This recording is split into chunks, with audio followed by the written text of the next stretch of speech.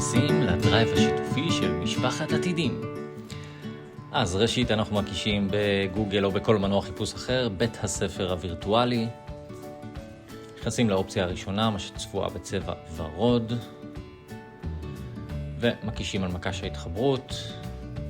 לא צריך להרחיב יותר מדי בנושא. מתחברים.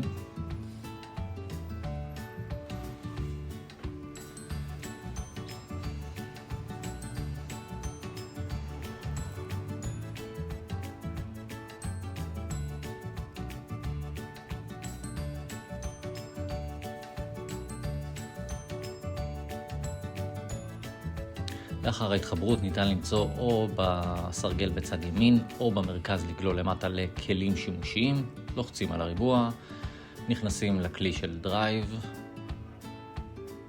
הוא מזהה אתכם אוטומטית בבית ספר עתידים. כאן אנחנו פותחים את תיקיות אחסון שיתופי. בפנים עתידים 2026 ומערכי שיעור.